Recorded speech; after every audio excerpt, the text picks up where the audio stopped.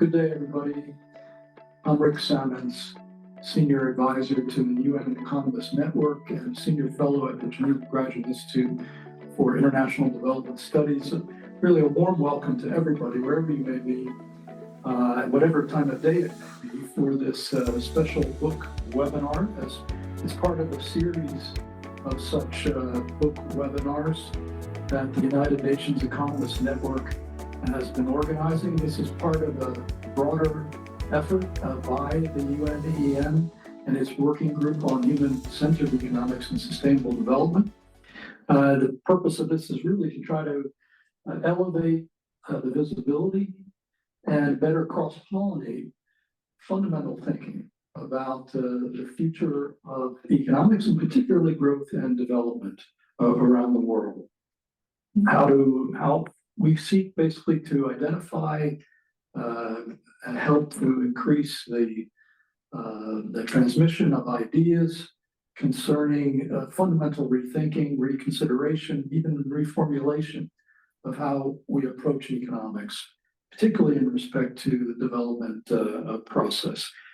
And what we're doing in this regard is engaging our 500 plus community of economists across the UN system, different agencies, regional commissions, and country offices, with a number of, I think currently 10 academic networks whose purpose is such fundamental thinking and rethinking in this regard.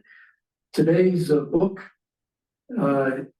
is really an excellent exposition of what the purpose of this exercise is all about. Decolonizing Economics, an introduction. I'm so pleased that we have two of the four co-authors with us here today, Devika Dutt and Surbhi Kesar, to discuss this. I personally really enjoyed reading the book. I congratulate you on it. In my way of thinking, this is precisely the type of book that should be part of what a well-rounded graduate or advanced undergraduate economics education should be about. And I'm looking forward very much to the presentation and the discussion. These are the kinds of contributions, in my view, that are needed to properly contextualize the field. It's not to say that the field as currently constructed is wrong or doesn't have important ideas and contributions to make, but it all too often is not properly contextualized in a much wider understanding of what's at issue, what are the forces and factors that need to be considered.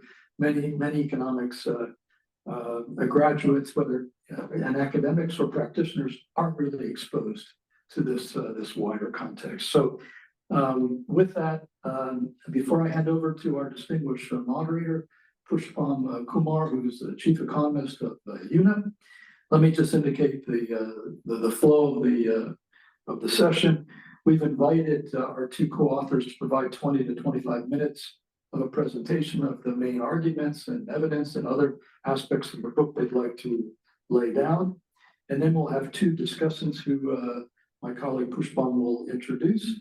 And then we'll open it up. And I think we should have a good deal of time for discussion, questions from the worldwide audience here. With that, over to you, Pushpam. Many thanks to you as well. Thank you, Richard, and thanks for doing this, by the way. I mean, we need more such events. I would begin with that economics has never been a monolithic discipline. I mean, since, if you want to start from Samuelson Foundation, 1948, if not going very far, at different point of time, there has been dissenting voice within the profession of economic science that on different issues, that the way we are doing things are not correct, and it does not address some of the issues very close to society and people. But somehow those dissenting voices remained on the margin. And the dominant school of thought, which is in the mainstream university department, policy-making bodies like multilateral trust fund like the bank or the regional banks, and even in the US system, they are primarily neoclassical. There's nothing wrong in the neoclassical, but it misses many points. I'm sure we will discuss what we are missing. But coming from the environment and climate side, I would like to illustrate one example. We all know that the economic system is a small subset of larger, ecological system, and how we extract or throw the dump or dump the waste into the system influences our capacity to produce and consume. But this part has never been taken seriously. Although within the professor, Kenneth Balding, George S.Q. Rosen, and George S.Q. Rosen raised this issue when he was the president of American Economic Association. Somehow, he also was relegated to the background. George S.Q. was very clear that we need to rewrite every chapter of economic science. We need to rectify the course. We need to go back to the textbook. Somehow that didn't happen. And since then, at different point of time, people have been raising issues. For example, whether GDP is a right measure for progress and well-being, probably not. So there has been, and I'm sure, role of informal sector, role of the household, their contribution, and many other issues are so important, but still either missing or on the margin. So there are problems. Then the issue is, what are the solutions? How we can approach this? How to rectify this? How to make methodological paradigms porous enough where it can learn or offer to other discipline, and then the solution can be designed and implemented. That is a big challenge. And that's why in the very beginning, the first sentence was, we need to talk, we need to do a discourse and probably design a response, what is wrong, where it is going in the wrong direction, and how to fix this. There are many sectors, many constituency. When we meet in the UN system, Richard, you know it, UN Women has their concern, UNEP has their own concern. Then you have UNICEF, UNDP, WHO, health issue missing. So there is an issue, the way we are handling the assets, the production boundary, and the scope of economic activities, whether market captures them, what are the limitations of transaction and exchange price, how we can supplement or strengthen it, or how we can overthrow them if that is possible. These are the things we must discuss. And we are so pleased, and thanks, Richard, that to discuss this, we have two brilliant young economists. Both are academic. Surbhi Kesar, Surbhi teaches in SOAS in London, and Devika is with King's College. Both are, development economists. They have recently written a book, which is apparently well received, and you are out of 4 authors, 2 of you. So welcome you. And primarily, we have the constituency who are more into policy. So I'm sure what you are going to say will have much better traction because policymakers they confront those challenges every day, what the textbook economics recommends. And when they go on the ground, they see the different situation, different kind of challenges. So without taking your time, over to you, both of you, Devika and Surbhi. Who's going to start, Devika or Surbhi? You are muted. Sorry, I'm going to start. Can Wonderful. you see my screen? Yep, very much. Okay, great. Thank you so much, Richard, for the invitation. Thank you so much, Pushpam, for the introduction. And thanks a lot to the UN Economist Network for having us discuss our book, Decolonizing Economics. As Richard and Pushpam both mentioned, we're two of the four co-authors. Our other co-authors weren't available to join us today, but Ingrid and Carolina, I'm sure you've interacted with their work and you will interact with their work in the future. Anyway, we're very delighted to be here to discuss our book with you. And in a way, this is possibly the perfect audience for this book. It is primarily meant for people who have some familiarity and training in economics. And so it is a little bit academic, but we hope it is still, like, academic doesn't mean necessarily a euphemism for dense and inaccessible. Anyway, so this book builds on an argument we've made for a long time. Sorry, I have two screens. I'm just trying to, okay, I've changed the slide now. The book builds on many arguments that others have made for a long time. So we do not claim that we are the first people to write about this. And in this book, in some ways, is a culmination of a long and arduous journey, and at the same time, a beginning. Some of you may know, but all four of us are trained in economics, both mainstream and heterodox economics. But we all went to self-identified heterodox economics departments. So as Pushpam said, kind of non-neoclassical economics. So we're on what he called the margins of economics. And within heterodox economics department, we were very frustrated about the lack of diversity in economics and the people who practice it. In fact, in many ways, like, we were aberrations in those departments because we were organizing to address this issue in our own spaces and encountered discrimination, harassment, or outright dismissal. In mainstream economic spaces, because again, we're trained in both methods and we often, in both theories and methods, and so we interacted in mainstream economic spaces as well. No one really cared about economics that wasn't neoclassical or late neoclassical, as we call it in the book. And in heterodox spaces where economics was much more intellectually and politically rewarding, there was a kind of siege mentality as regards mainstream economics, and partly for good reasons, like it's been on the margins for a reason. As a result, issues of discrimination, harassment, diversity were implicitly seen as secondary. But we soon came to realize that these were all not the main problem, that they were a symptom of the same problem, which was Eurocentrism. And to explain this problem, we start the example in the book, which goes as follows. So since 2020, this problem of diversity, it's become relatively unproblematic to say that economics is predominantly a white male North American and Western European discipline, and that, like, that's something we already identified and knew, but that this is a problem.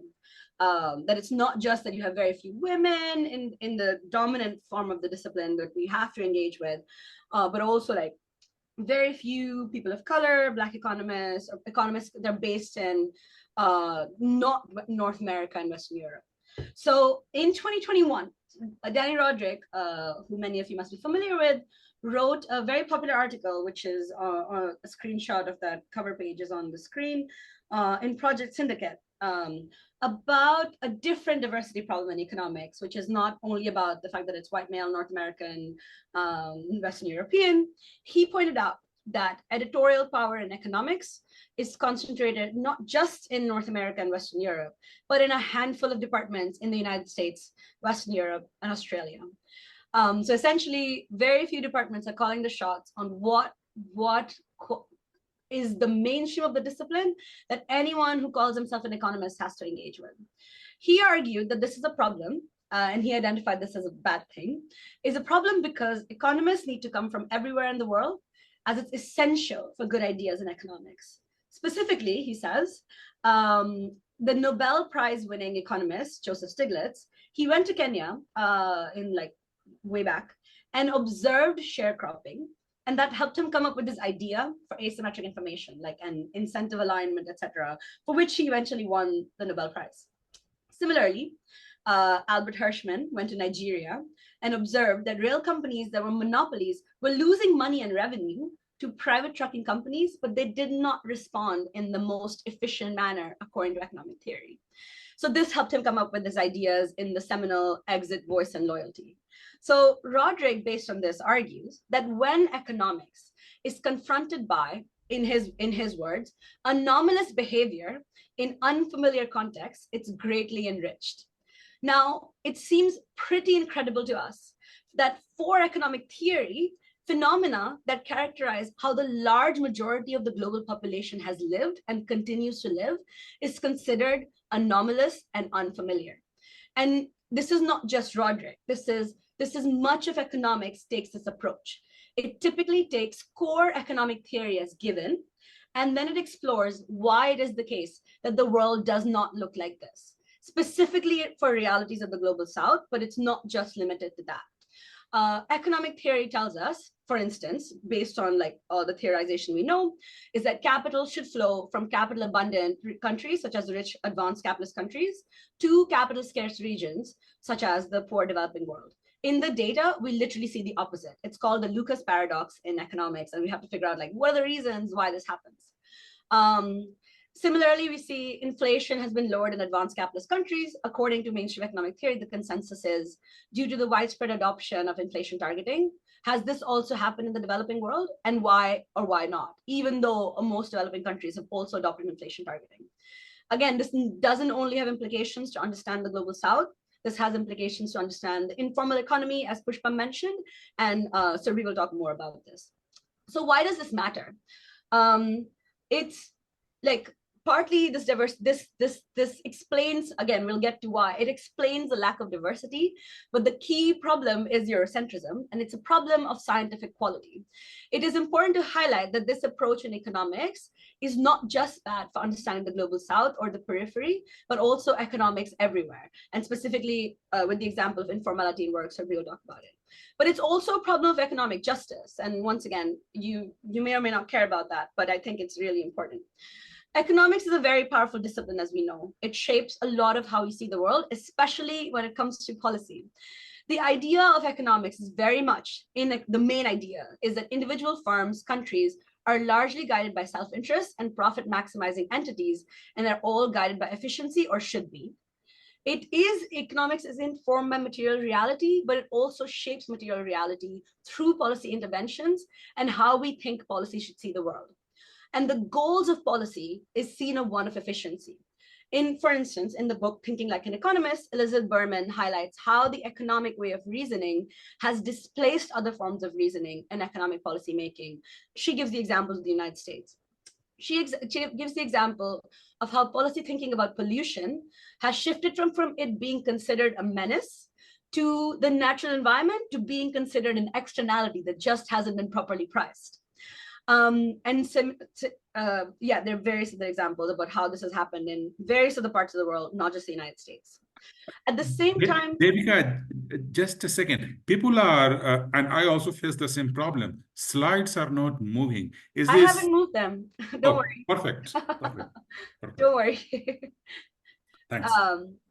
This is at the same time, economics is a scientific discipline, seen as a scientific discipline, which is good at stripping away complexity to put questions in mathematically precise and analytically rigorous frameworks and into statistically testable hypotheses.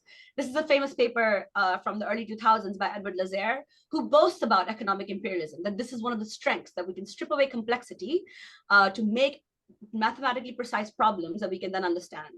And when it does that, this complexity is what often strips away power dynamics that underpin economic structures and social processes in which interactions take place. So by ignoring the dynamics of social structures that do not fit into the limiting framework of economics, economics provides limiting and often wrong answers.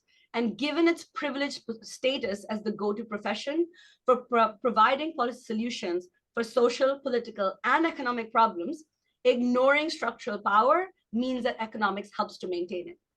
Therefore, Eurocentrism in economics is affecting our understanding of economic phenomena, and that should worry us all. But if you care about economic justice as well, this is worrying, as naturalizing economic, social, and political inequalities is something that this type of economics, this framework in economics, is doing. And so this book is meant to start a conversation about how we can dismantle the Eurocentric edifice on which economics is based and decolonize it. So when I say Eurocentrism, what do I mean?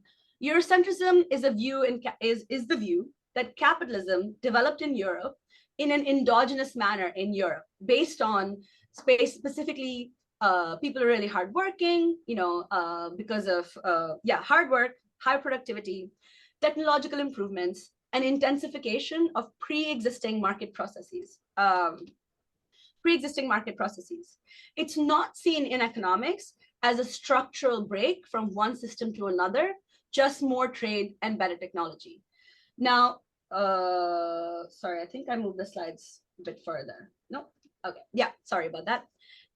It sweeps under the carpet that the change in the development of capitalism entailed a change in social relations, and that the development of capitalism is built on global factors that were so within social relations that shifted in Europe, such as creating of a proletarian working force, labor force, and at the same time global factors that, like the transatlantic slave trade and colonialism, for example. And so if we remove that from view, and if you only see the development, which is the development of capitalism, as the intensification of pre-existing market processes and technological innovation, hard work, higher productivity, it's essentially universalizing this idea that development can take place in the same way everywhere else. So development is seen as the development of capitalism, and it's assumed that if we can sort of take the same isolated, again, allegedly isolated developments that took place in Europe in the 17th and 18th centuries, we can recreate development everywhere. And it is ignoring the change in social relations, ignoring the global factors, and the fact that that's simply not how capitalism developed in Europe either. And so economics tends to universalize this Eurocentric view that assumes that capitalism can evolve in this isolated, internal, rational manner everywhere, as it allegedly did in Europe. And it's important to recognize we're saying Eurocentrism, but it's not necessarily about Europe as a geographical location, but the idea of how capitalism developed there in the capitalist center, and that it can develop there, develop in this way everywhere. This Eurocentric view developed of capitalism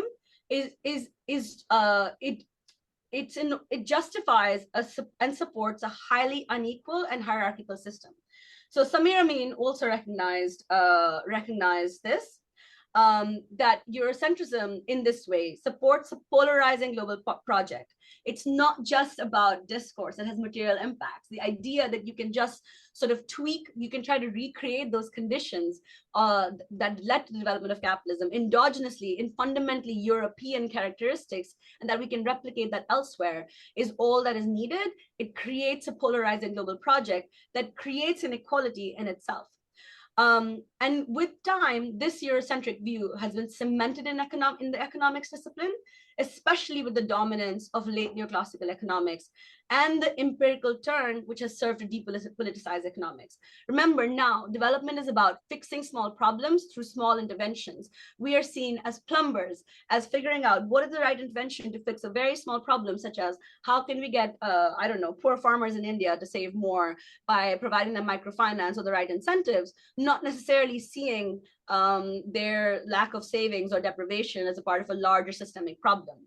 There's no real big theories in economics anymore, only small interventions, because we're only seen as plumbers, because we can only solve small empirical problems.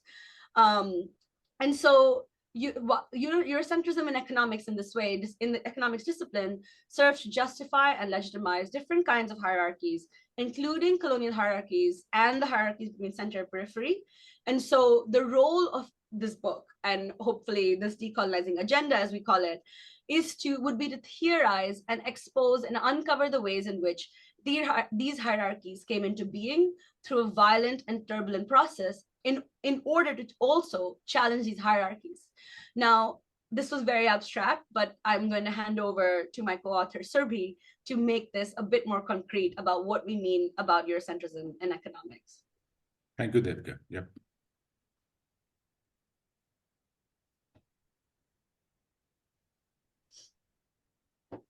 Oh, thank you, Devika. I believe you can see my screen. Yes. Okay, great. So I'll take off from where Devika left, and that is basically talking about how is it that Eurocentrism manifests in economics. And I'm going to talk through two examples, and I'm going to talk through the example of institutions and institutional economics, and I'm going to talk through the example of informal economy and structural transformation. These are just two of the many examples that we discuss in the book, and hopefully will help give a flavor in terms of concretizing some of these issues. So let's start with the issue of institutions, right? So as Devika already pointed out, that what Eurocentric knowledge or theoretical frameworks end up doing is that they place at its locus or at its center a partial narrative of how development or development of capitalism happened in the Europe. And every other country that doesn't follow that exact same path is seen to be mere deviation. But what is placed at the center is actually a partial narrative, one that is ripped off of the history of colonialism, that is ripped off of various structural processes of domination, be it in terms of patriarchy, racialization, so on and so forth.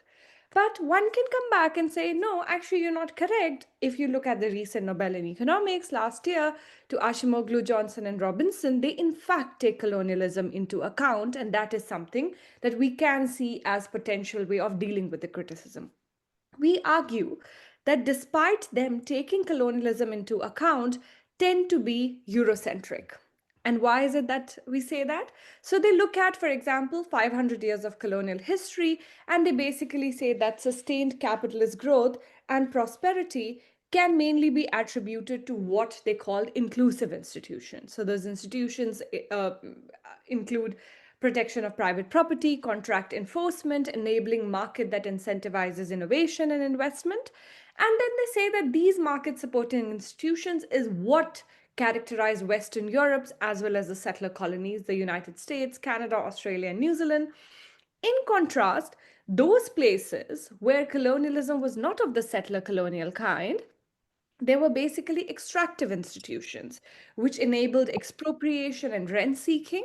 And that, they say, arise from legacies of extractive colonialism and therefore hindered the development in the global south. However, in this entire framing, what happens is colonialism is treated as a discrete external shock to the trajectory of an endogenous domestic institutional development. That there is something that exists in the institutional development within the country, which could either be inclusive institutions or extractive institutions. However, one pauses and thinks that actually the way in which capitalist development unfolded in the global north and therefore produced these inclusive institutions is not unlinked from the way this development unfolded in the global south and created the extracted institutions.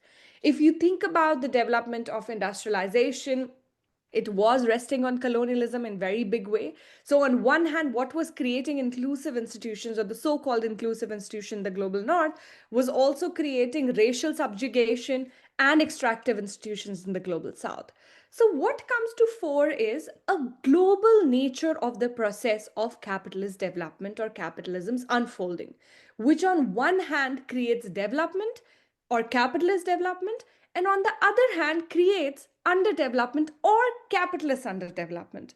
But the way that we actually define much of development today is in terms of more capitalism is development and less capitalism is underdevelopment.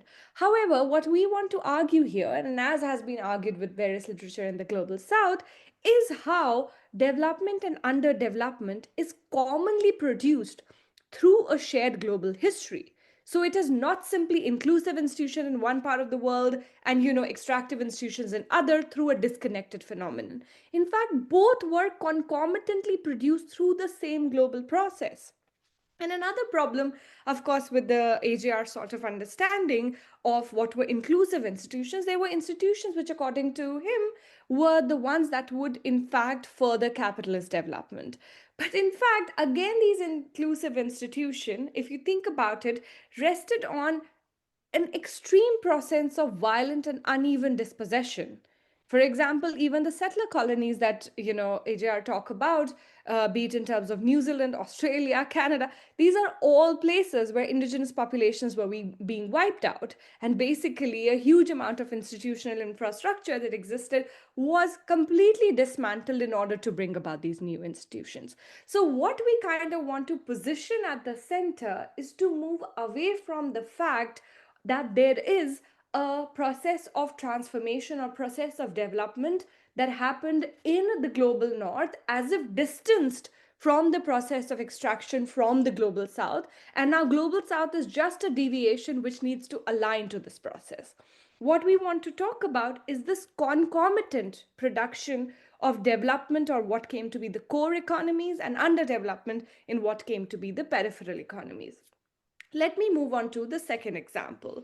And that helps us understand this process not only in terms of global north and south, but also within these economies. Because, now we are at a place where there's a north in every south and a south in every north. We're basically seeing a time when those at the upper income deciles in the global north and global south will have more in common than within their countries itself. So we also, while we are aware of this difference between, the so-called developed and the developing world, we also don't want to just reduce it to that, because what we want to understand is the dynamics of the system. So let's come to the second example, which helps us think through some of that. So as we know, even when we're thinking about big development projects, and Devika also talked about the micro-interventionist kind, but let me come to the structural transformation sort of development project, which many of us might, kind of promote. And again, in all of that, just to be clear, one is not making an argument against industrialization, but about how to structure economies to make that happen, and to make that happen in a way which is more inclusive. So structural transformation, as the audience would know, was basically came to be this development project for the newly independent economies after 40s and so on and so forth, right?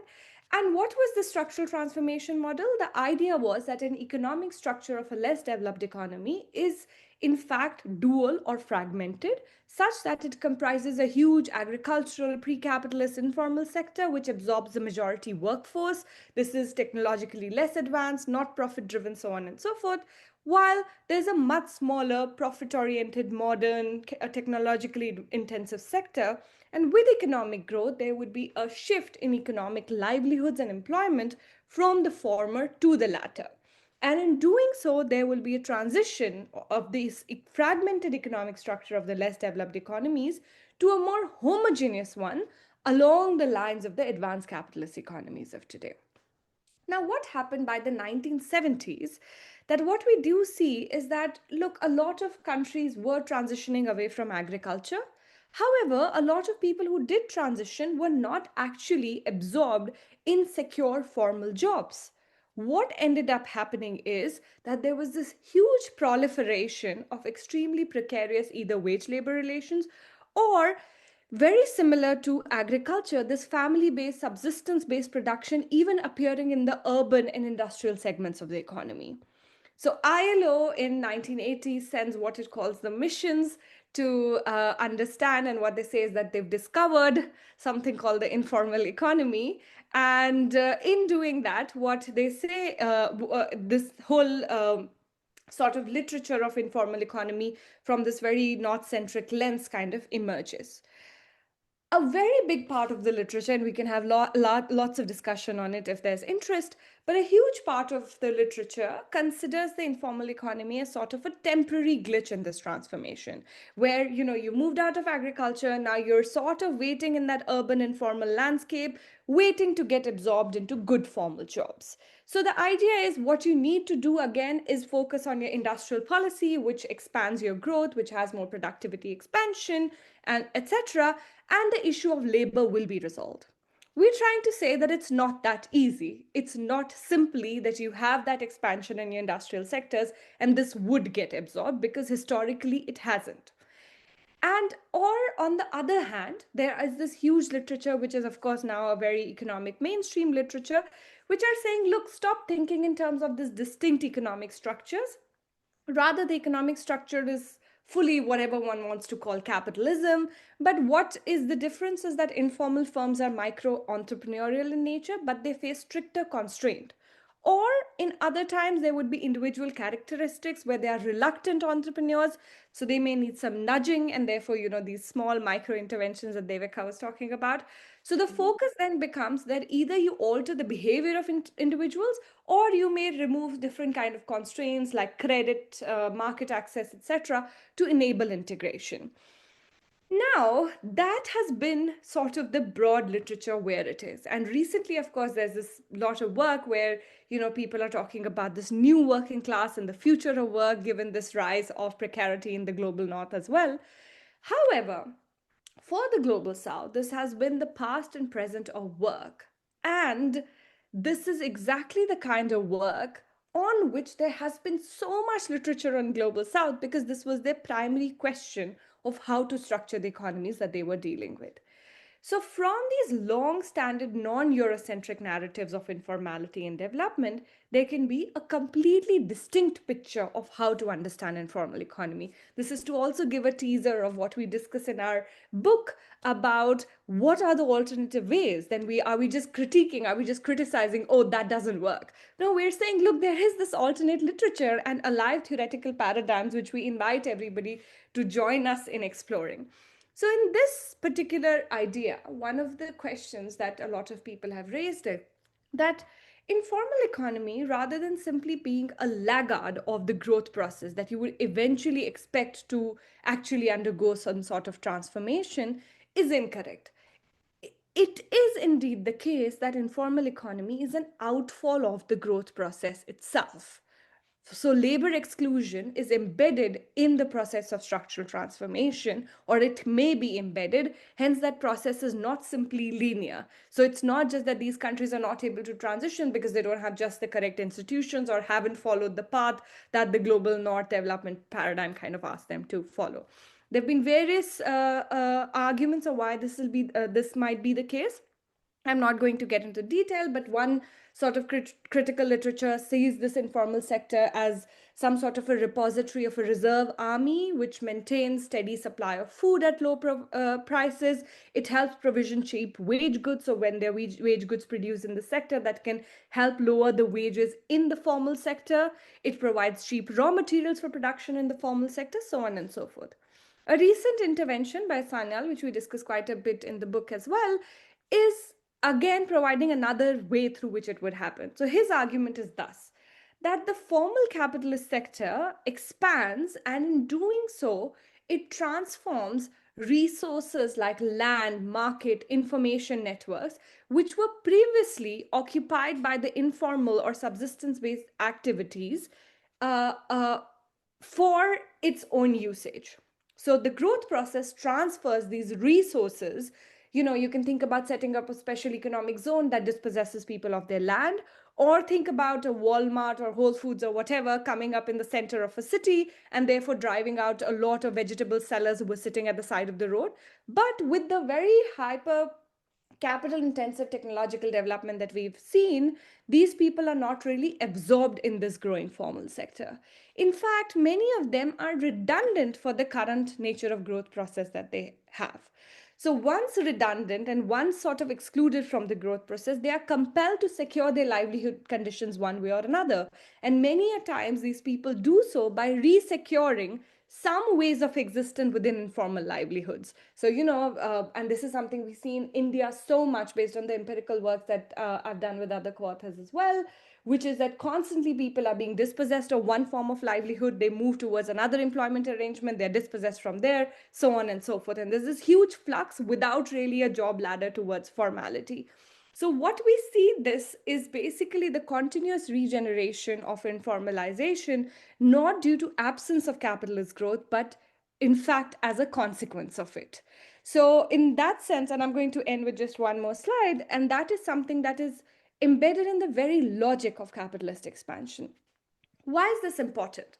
This matters because this designs the development interventions that we think about today. What is pursued today in the name of development or decent work or social protection, which will be a big part of the policy agenda, is not really a resolution of this problem of precarity and informality, but it's management. In fact, Sanyal would argue that a lot of times, what we can think about is cash transfers and microcredit and insurance that is given helps provide some form of subsistence to this population because capital has reneged its promise to actually incorporate this population into its ambit. So what then gets placed at the center of the decolonized lens through these two examples that I was trying to bring forward is to move away from just this unilinear transformation process, which will become instituted, but rather a dichotomizing process. At a global scale, it produces this core and periphery, and there's a lot written in the dependency theories about how this can happen.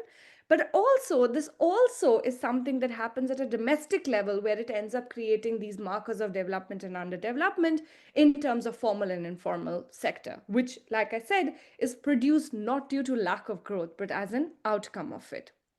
So what we need to do as a part of decolonization is to think about this movement of development and underdevelopment, not as a unilinear movement, but rather as a shared history. What it means to theorize from the vantage point of the global south, ending at where Devika started, that it's not just about positionality. Sure, we want to deal with the diversity problem, but it's a problem we all accept and we should be dealing with it. But there is something much more important that we need to think about, and that we think is an idea of radical universality, which studies both the specificities of core and periphery in light of a global unfolding, in light of understanding of the dynamics of a global capitalism, and thus from there think about producing alternative modernities which are not really informed by Eurocentric vision. I'll end on that note and invite the discussants. Thank you. Thank you, Surbhi. There are some questions, and I do have some questions too, but I will hold it for the time being. We have next discussant, Mariam Kawar. Mariam, forgive me for pronouncing your name wrong.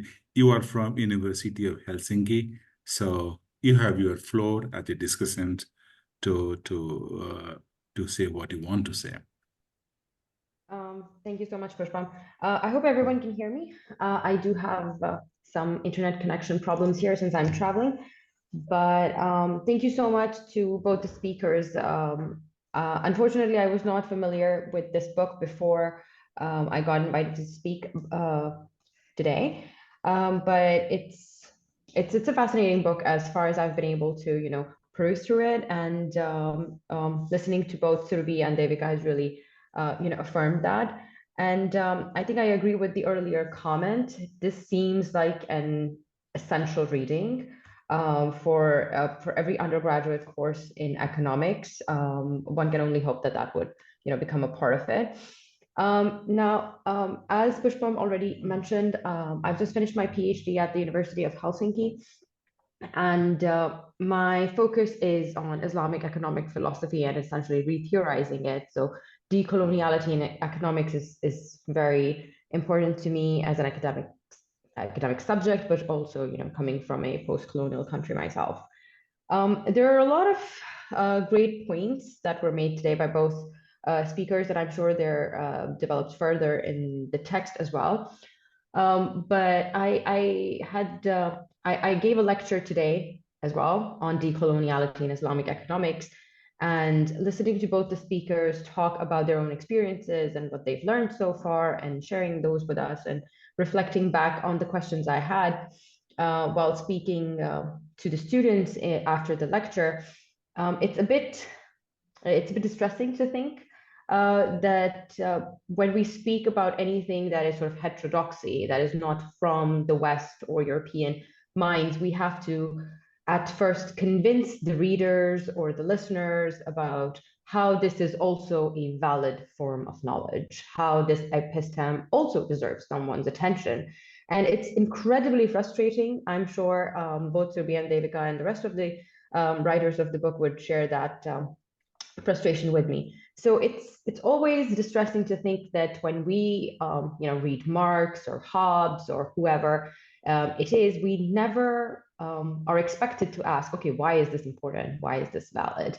But if anyone has to ever propose that we can read someone else, maybe we can read Ibn Khaldun, or we can speak about Al-Ghazali or anyone else, it has to be, a convincing argument has to be made that these people also deserve your attention. So that's a frustration that I've had, but it is good to know that there are other people who are, doing such seminal work and trying to push forward ideas that can actually help us, sort of break through global problems as a global community. One thing that I found very interesting in Devika's talk was the notion of economic justice and how it is important and what it is meant to do. I would propose at this point a question. Perhaps the text already addresses this. I think it's also very important to think about environmental economic justice between global North and the global South, for a lack of better categorization. Because in the last couple of years, living in Helsinki, I have been seeing the devastating change in weather that happens in Finland, how our winters are not cold enough and our summers are too warm. And then I keep hearing about floods and environmental degradation in Pakistan, where I was born. So to me, I get to see the impact of environmental injustice due to uneven capitalist development across the globe in a way that in Helsinki, it doesn't matter much because we just have better summers. But in Punjab, for example, it has caused devastation, loss of life, property for multiple years.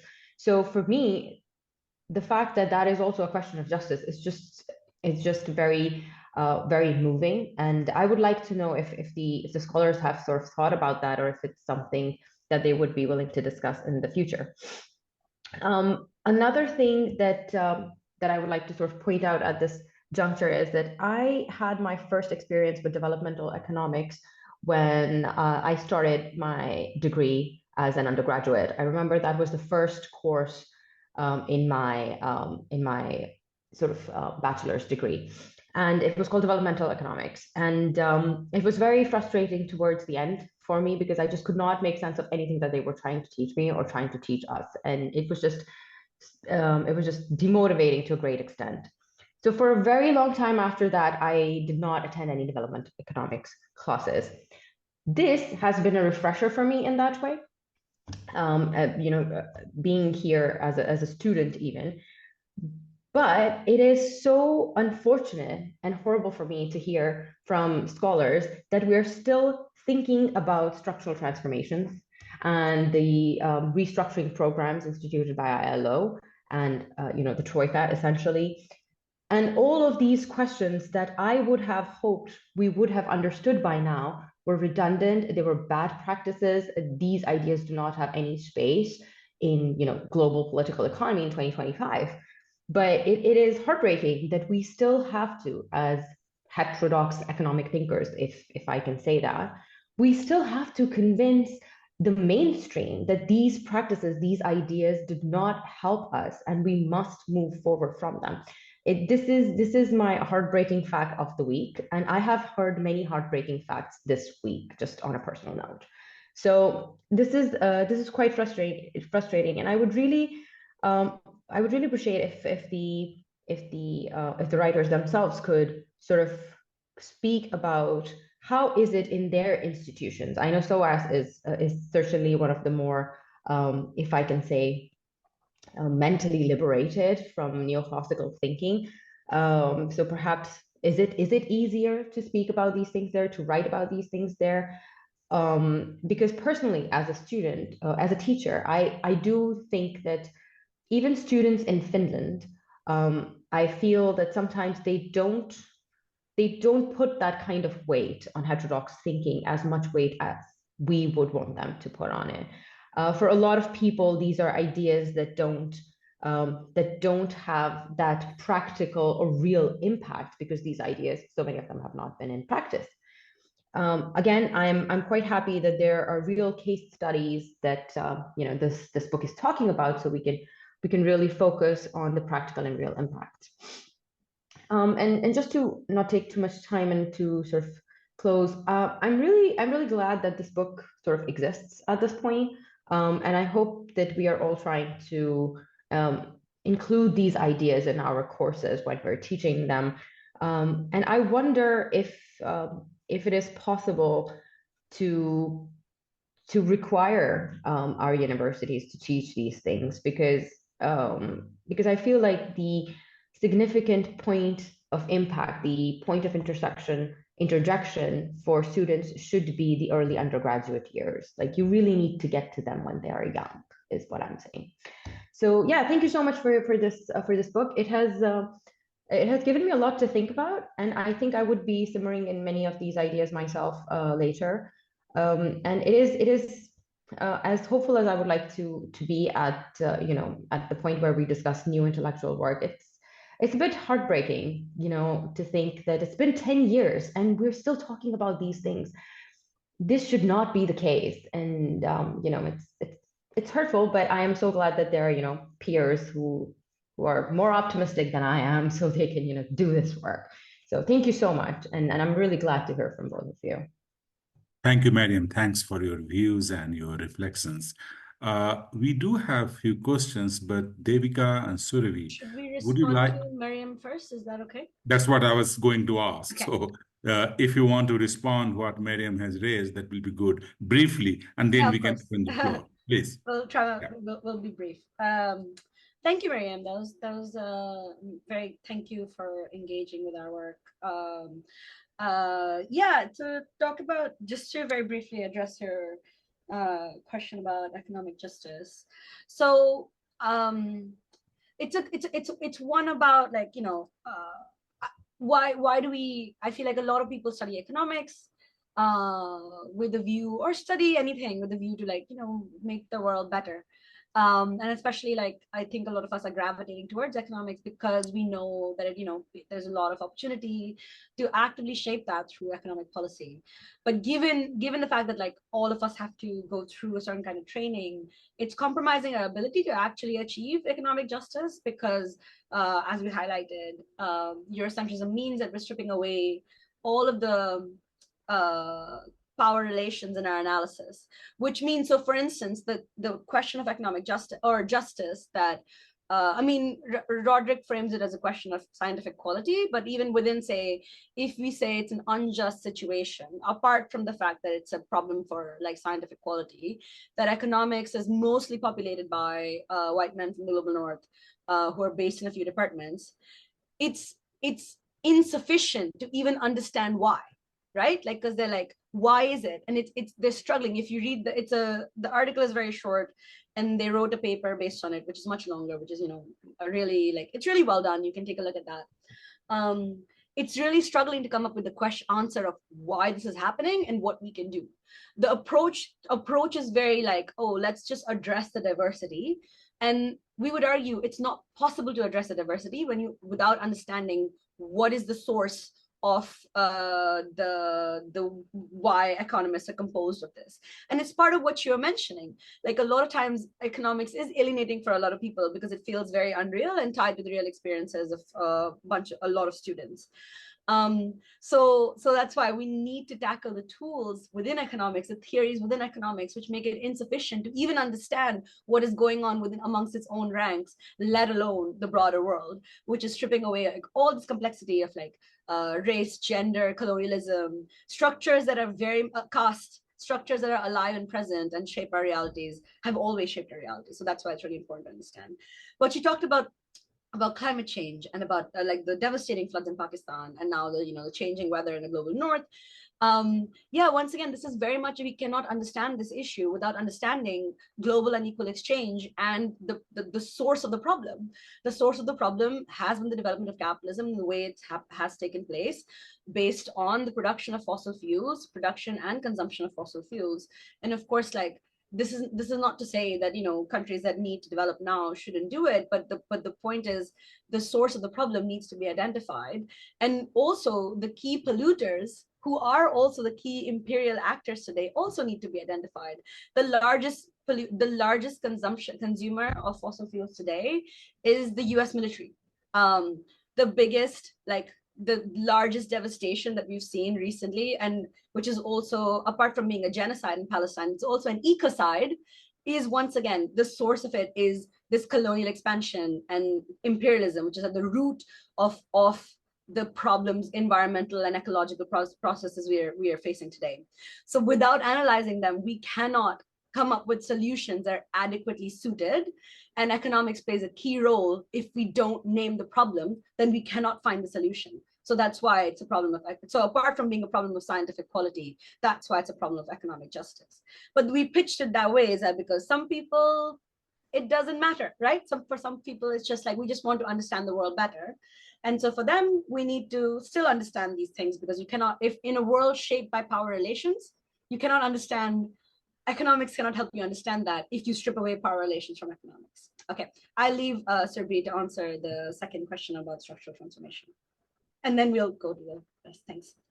Well, thanks, Devika. It was good. And thanks, Miriam, for engaging with our work. On structural transformation, I just want to say, like, I mean, one of the things is that heterodoxy is like a big umbrella, and there are various different types of theoretical frameworks that are a part of it. And, you know, we are not making an argument necessarily against that there shouldn't be a structural change. You know, we need to structure our economies better, like if we take the term very broadly speaking.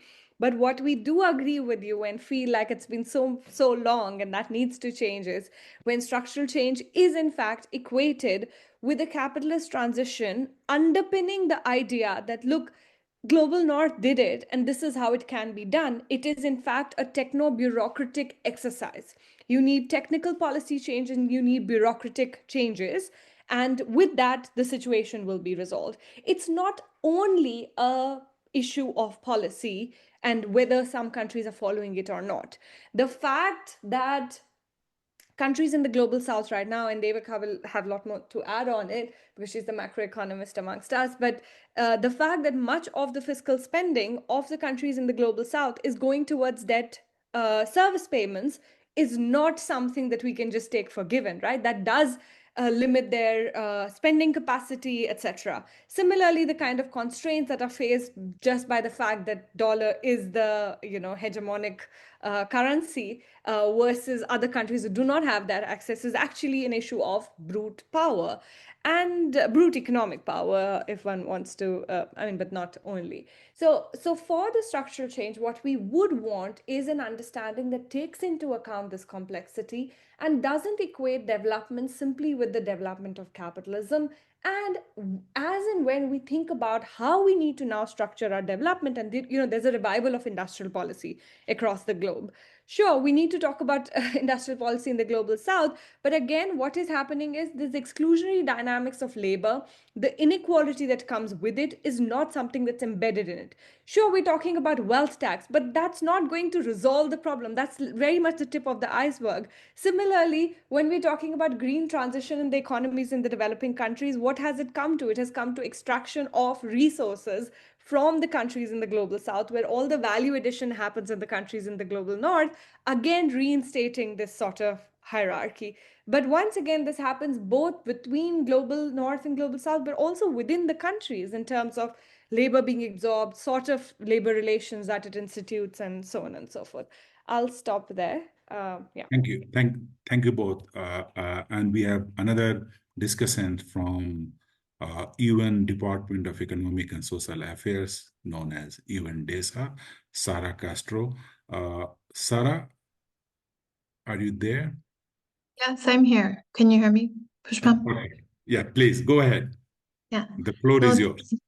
Thank you. Thanks to Richard and UNEN and the authors, and of course you, Pushpam, for hosting and organizing the session for this book, which I think it really invites a lot of critical thinking, and especially from our perspective as economists, and also those that engage in the capacity development for policymakers around the globe and the shaping of these types of policies that could perhaps take or be informed by the critical thinking that the book inspires. So I think the first point that I wanted to make is that the book really merits not just a section or a chapter on decolonizing development, but I think a whole book unto itself. And I saw that this is actually part of a curriculum of books that explore this in the context of anthropology and other areas. So maybe that's something for us to take up in terms of a policy paper, or what kind of actions can we see coming through this forward. And so I looked at this from that perspective, and I think the first point that I wanted to make is that actually in what we see as mental models, as we call it, but also in the book, I see its positionality, from the researcher perspective, but also from the development perspective or economics perspective in the context of the book. I think this is a key takeaway, and so really needs to be framed as such, because that's where I think we could really discuss this more in terms of how this really shapes our mental models and our worldviews and biases, as are mentioned as well. So we have many different biases, as we heard, in the context of research, but especially when it comes to policymaking, development policy, and the recommendations that we give. So it really is very interesting. And so that then inspired me to think a lot about how this book or how the thinking can be applied. And so I went back and I recalled that in the context of the UN, right now we're in the shifts and also lessons learnings of this UN 80 process. And so at the time when the UN was founded 80 years ago, 1/3 of the world's population, at that time that was just 750 million, but 1/3 was under colonization. So the process of decolonization has always been a core tenet of the UN and the work that we do. Through multiple resolutions, but then even the Special Committee on Decolonization, which is in a different department. But in this process of decolonization, that the UN has also been shaped, and the development policy that we do has also been shaped alongside of it. And so today we have about 17 territories that are still under this status. And represented in that C24, that committee. And a lot of them are under are really vulnerable states when it comes to climate change and when it comes to lack of access to finance and other challenges. And so it really got me thinking as well in terms of the book of how do we look at policies, plans, and strategies for Indigenous peoples. And so in the context of the UN Economist Network, we did an informal economy brief, and there we looked at success cases at reducing informality and social protection, but also planning and inclusion to leave no one behind. And so I can share the link to that in the chat, but that is where we can bring together our thinking. And so I think the book and the way it touches on that is also, I think, an interesting perspective for our work. And for example, in the country that I come from, El Salvador in Central America, this is the country that had the first Indigenous Peoples Plan in Latin America just a few years ago. This was only in 2018. And that's the first country in Latin America. And so another key takeaway that I wanted to mention from the book is that we have lost a lot of intellectual property and also a lot of traditional practices, knowledge, and so much more ancestral intelligence in the process of colonization. So the book, I think, really sets the path to think, how can we revalue or recapture that and take it as a concept of intellectual property, something that can add value to those community states, something that can be reclaimed to better frame development strategies, but also improve their well-being. Maybe not towards high mass consumption as takeoff theory would have wanted, but to better improve the capturing or recapturing of the heritage that was lost and the institutional structures that are mentioned in the book and traditional practices. And in that sense as well, since we touched on climate change in these areas, I also was thinking that after looking at the book, that these communities and indigenous practices or traditional practices that are lost in the context of colonization and the structural transformation process that happened afterwards. These communities today that want to maintain traditional practices or indigenous communities, even isolated ones, they really face a lot of vulnerability to climate change, and also many different inflationary pressures as well, and then the informality that was mentioned. And all of this, these are parallel crises that displace indigenous communities and the traditional practices. So even if many may want to persist in terms of traditional farming, for example, or other ways, it's very challenging because of the level of vulnerability. So how can economics with this decolonized perspective add value to the maintenance of those that are facing maintenance of the practices amid high vulnerability today? And I think we need to take action or think in that perspective of how can that be reclaimed when there is so much vulnerability and increasing vulnerability. And then another and last perspective is that in the work that we do on localizing SDGs, I think this is increasingly central to our work. And it comes exactly from this perspective of rethinking development and looking at a more bottom-up perspective. And last month, we were working on this, and then I was also touching base on this when I was an RCO economist in Paraguay. And in the context of indigenous communities, for example, it's not just global north and south, but also within countries. So in the context of that country, you have, of course, elites in the capital, but then also programs that are developed from a Eurocentric perspective, maybe in the capital, because of migration or because the way that the communities have been shaped, and of course, the power relations, as you mentioned.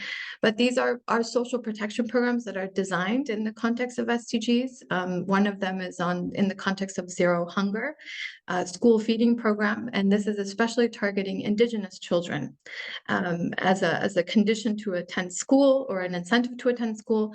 You have school feeding programs, for example. But I learned that despite the fact that there's a large budget towards this program and the food in the program, the provision of food was designed from a perspective of the capital. Indigenous children in the region, in the large half of the country, which is called the Chaco, they actually don't drink milk, but milk is a central part of the school feeding program. But traditionally, in the indigenous peoples of the Americas, milk was not a core part of the diet because cattle was introduced with Christopher Columbus. And so lactose intolerance still persists today in these indigenous communities. But nevertheless, milk is purchased, procured, and it's part of the budget for the school feeding program. And so what happens, and what was reported to me by the local governments, that the children then sell the milk. They barter the milk afterwards.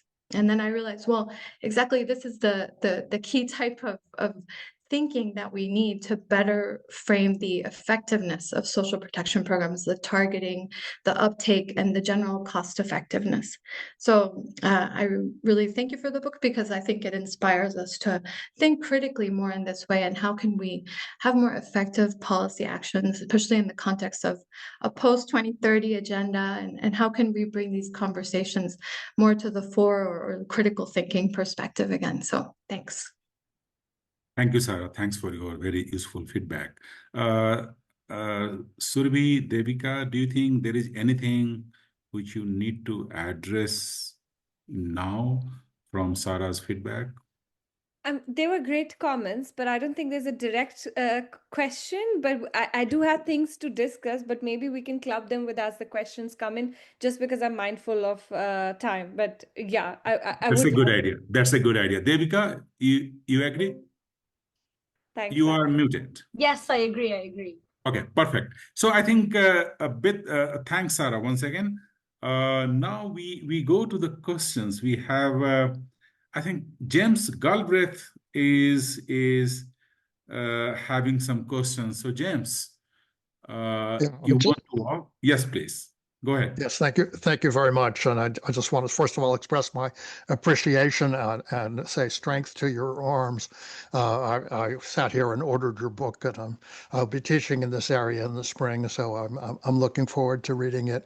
I especially appreciated the way you put some pins and needles into Acemoglu and Robinson. Because I find them practically unreadable and unfathomable, and the notion that the modern successful institution is an inclusive one that defends property rights and contracts is something you can only believe if you live in Massachusetts and never go outside the state. And I happen to live in Texas, where I'm aware that not all that long ago, the state seceded from the United States and fought an entire war in defense of property rights and the enforcement of contracts. The property in question was what Chicago economists would call human capital, and namely the African slave population that was producing industrial goods for the cotton for the Industrial Revolution. So the notion that we're part of some unique set of successful institutions called the Global North just does not compute. It's an event. I'm very happy to see that you're taking up this theme in this larger context. The only thing I would say is that I would strongly urge you to keep developing this community that's outside and separate from the mainstream economists, because what mainstream economics precisely is not an inclusive community. And addressing yourself to that is like talking to a blank wall, because precisely it exists to foster a set of beliefs that reasonable people who are in contact with the world can't possibly accept. And so once again, congratulations. I just found it a very useful conversation, and I'm looking forward to the book. Thank you, James. Then we have a few questions. I think I can see Devika has also answered in the chat box some of those questions, but I think for the larger audience, one of the questions which Reza is asking, just a second. She's asking, could you please elaborate on asymmetric sharecropping in Kenya with economic alignment deficits in the context of acrimonious behavior? Devika, you have answered, but would you like to say in few sentences? I mean, sure. It's not my argument. It's Danny Roderick's argument about how when Stiglitz sort of observes sharecropping, it's like, like how I believe he said it's kind of like you're not getting the full benefits of what you're investing in. But of course, like a lot of sharecroppers in mainstream economic theory, the argument goes that you're doing it because you're sharing the risk, because there's asymmetric information, there's incomplete information about the future.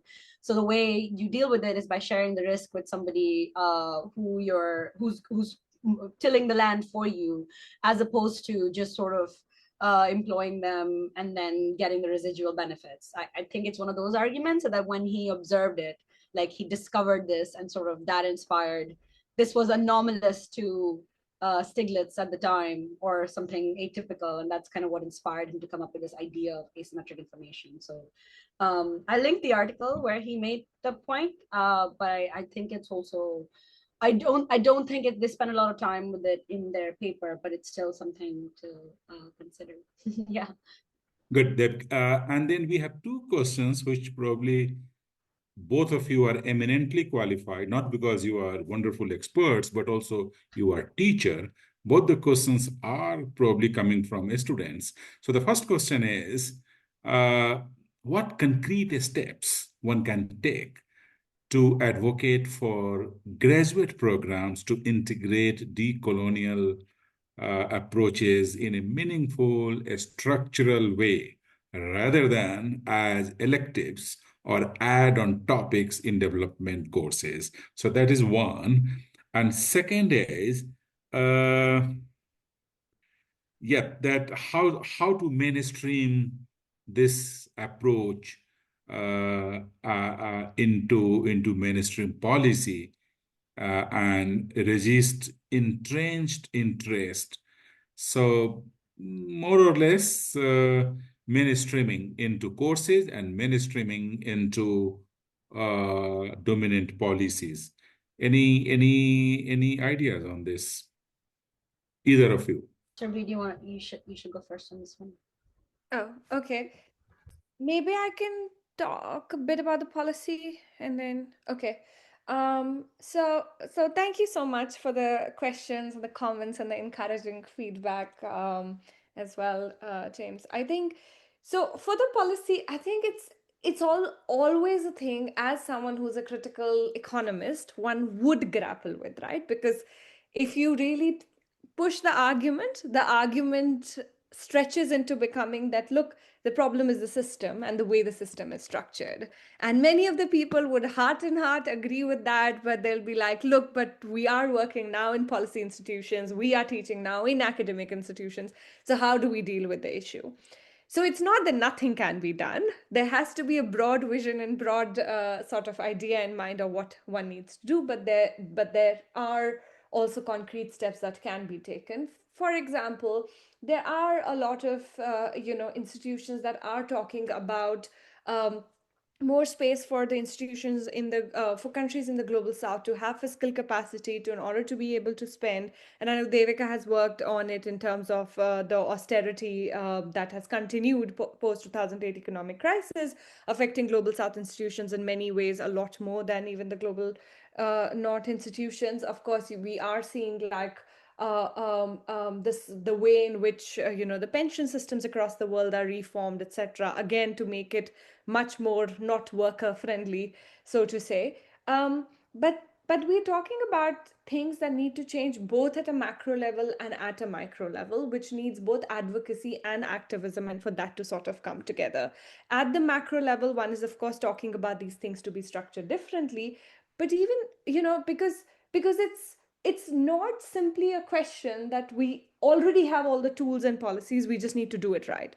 But we're saying, look, many of our frameworks do not take into consideration some central aspects that need to be taken into consideration. I mean, from the example of labor, the best that we have is social protection, right? The best we're talking about right now is conditional cash transfers. While this is not in the front and center of how we want to design our economies, and there's no moment than today's in the past many decades where we can actually have that conversation simply because there's no way out. And I think it's more and more important to keep these voices more visible. And when my students are sometimes quite like, oh, but the world is not going to change, and I remind them, colonialism, I mean, there's still persistent forms of colonialism, but where it ended, it was 40s, 50s, 60s, 70s, 80s. We're just talking about a few decades ago. So don't tell me that it actually can't change. It can, and that's what we need to work towards. Similarly, when we're talking about the micro level ideas, and Sarah, your comment kind of reminded me of that. I was attending a talk by this Indian social scientist, economist Deepa Sinha, and she was talking about how they in fact went to so there are a lot of these policies in India which now have this whole digitization infrastructure, and what that has done is imported the whole digital technology without actually thinking how it works on the ground. Earlier, there were a lot of better institutions by having village level governance structure. It had its many problems, but it's not that. But what we have changed to in names of saying that, oh, it decreases corruption, and by the way, all supported by the RCT enterprise, randomized control trial enterprise, the shift towards digitization. So this is basically for women and child health. New mothers are basically entitled to some amount of grains that you can go and access from different institutions. And now they've changed the digital technology where apparently their face needs to be scanned in order to get access to this really small amount of grains. And for the life of them, for so many centers, it has not worked out because that photo needs to match on what they have on this particular ID card linked with another number and so on and so forth. So there's this thing about, and of course the big digital companies and big tech companies are gaining lots from it, and they're promoting it saying that, oh, this decreases corruption, but actually on the ground this has not worked.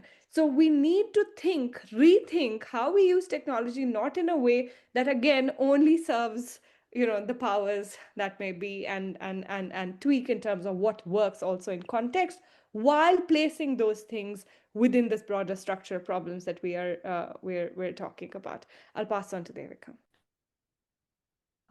Yeah, great. Thank you. But before Devika, you say there is a related question which Nicholas is asking, that, and basically the intent is the same, that how to integrate some of these approaches in our work, and the work is here social protection, gender in the Middle East for the World Bank. So just I thought I will highlight this. So over to you, Devika. Yeah, thank you so much, everyone, for your engagement. So and thank you, James, for that really encouraging comment. I'm glad that you bought our book. Yeah, I feel like reading AGR is something that we all have to go through, as if anyone has studied economics. And yeah, now I teach in a Department of Development, so it's something that like all of our students are forced to read. So I guess they were front and center of our mind constantly.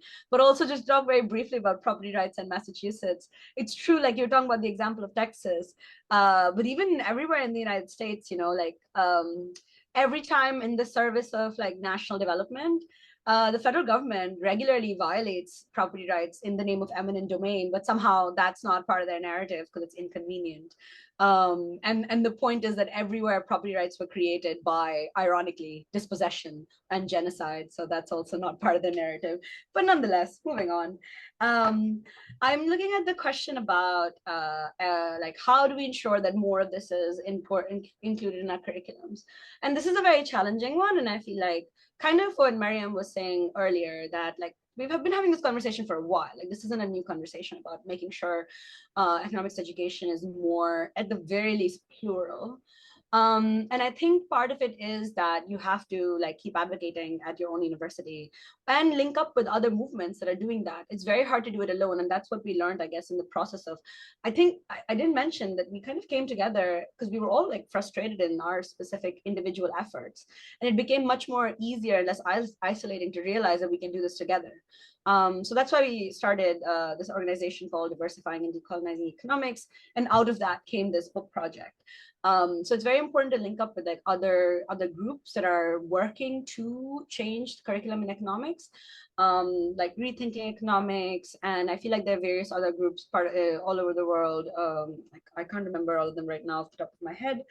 But at the same time, it also means that we have to recognize that like we need to also hire people who do this kind of work so you can build that capacity in your own respective departments. And partly at an individual level, you'd also have to work to read beyond mainstream economics and integrate that within your economics education. I know when I was when I was a master's student, I took several courses in political philosophy just because it was interesting. And I learned a lot from that has informed my worldview and my own research in economics. So I would highly encourage you to do that. That's not good enough. And I know it's not easy, but I feel like it's important that we address this problem collectively. And yeah, I can, and so regarding the about practitioner in development, I don't know, I feel like I also want to hear what Surbhi has to say, but to go back to something that Sarah said about positionality. And I think positionality is definitely important, but we also have to recognize that given the standardized economics curriculum everywhere, it's not enough to have diverse perspectives, because a lot of times, even if we look different, we're often saying the same thing because we're trained in the same way, the same perspective, and the same theories. So just because, we come from different places doesn't necessarily mean, because now this language of decolonization is being weaponized by, for instance, nativist forces. For instance, like right-wing Hindu supremacists in India will say that their perspective is a decolonized one, when actually they're very much trying to uphold a certain caste class power structure, which is aligned with, elite interests in the global north, elite capitalist extractivist interests. So it's not enough that, that they're weaponizing this language of like decolonization, and just because they're Indian, that means that their perspective is better.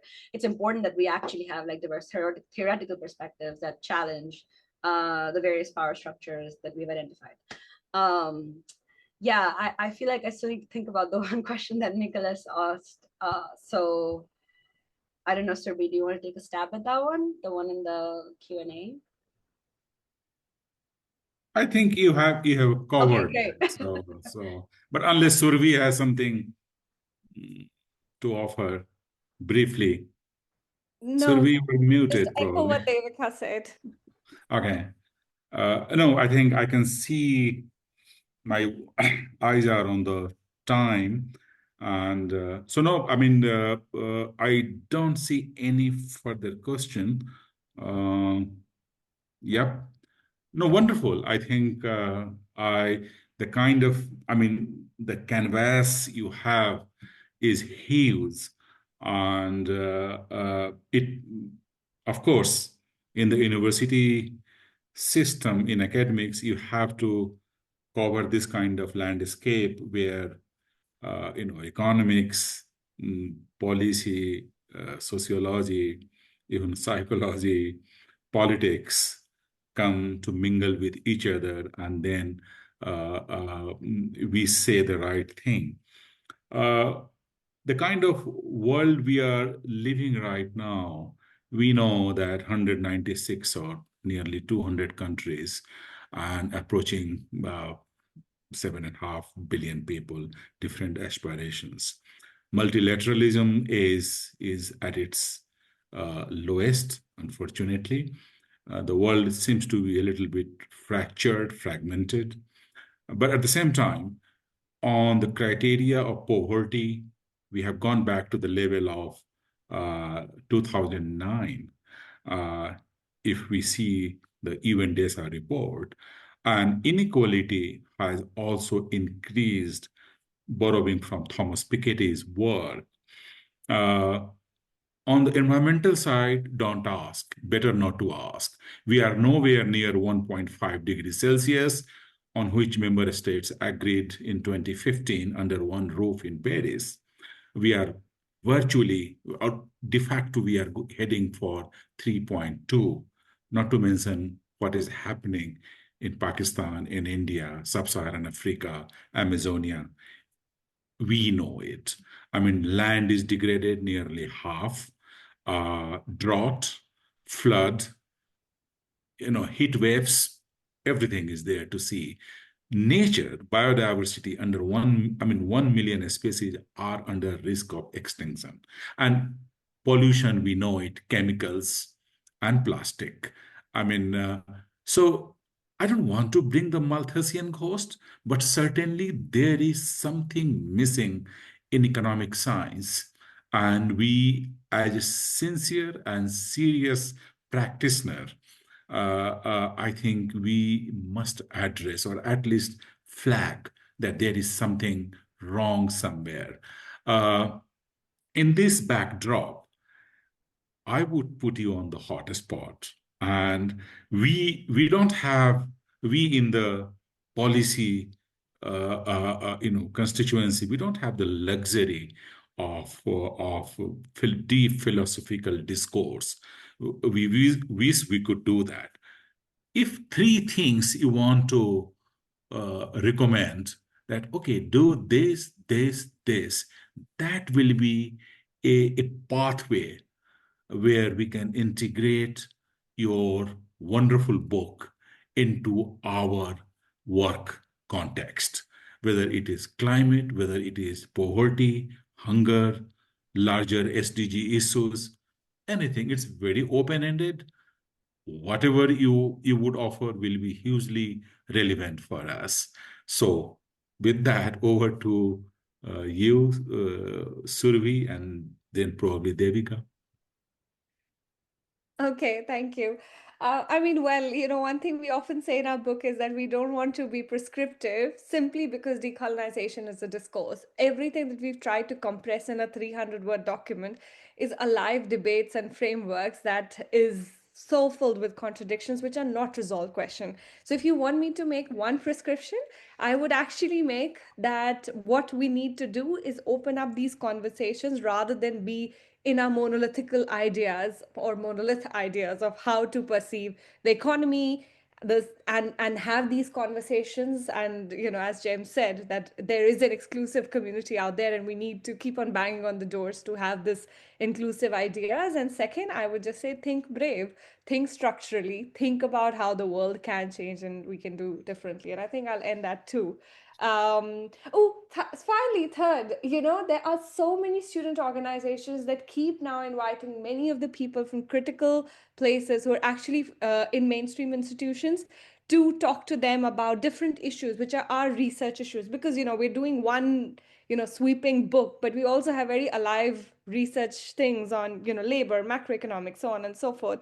So in that sense, it's important for students to keep pushing. There were changes that happened with the rethinking movement post-2008 economic crisis, and it's not that those things cannot happen much more. Devika, over to you. I don't think I can add to that. Those are three great things. Let's leave it at that. Thank you. If nothing else, no thanks. I think you answered the question. So once again, thanks to both of you for bringing very rich, insightful message from this book. And I agree with you, the discourse must continue. And sometimes we should not think about the solution in a very mechanical, reductionist way, but raise the right question, and that is very, very helpful. So I think you have been able to do that, both of you, and both the discussons, Miriam and Shara. Thanks for your contributions.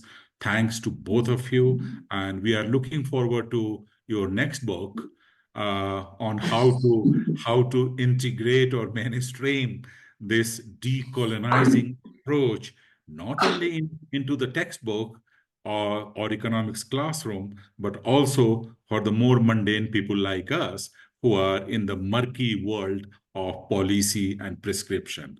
So with that, over to you, Richard, for your final word. Oh, thanks. I thought all of you offered all that needs to be said by way of final words, other than just to thank all of you, both of our authors and our two discussants, and also you, of course, Pushpam. Thanks very much for guiding us so elegantly through the discussion. The last thought I would leave you with is that indeed, many of us on this call are in the applied world. And your book very explicitly indicated that you are not addressing that as a core part of your work. You are really trying to recontextualize the whole field, which is great. But it certainly raised some questions in my mind, some comments for you. So perhaps we can do a kind of a follow-up, building off of Pushpam's invitation and some of our own work in this regard to see whether, including with respect to your network, the one that you mentioned, the decolonizing and get exactly and diversifying. It may be there is first conversation about whether that network would want to be part of this exercise with the 10 other academic networks that we have working from a heterodox or other perspective. So many thanks to everybody and have a great rest of your day. Thank you so much. Thank you all for having me. Thank you so much. Thank you, Richard. Thanks, everyone. Bye-bye. Thanks, everyone.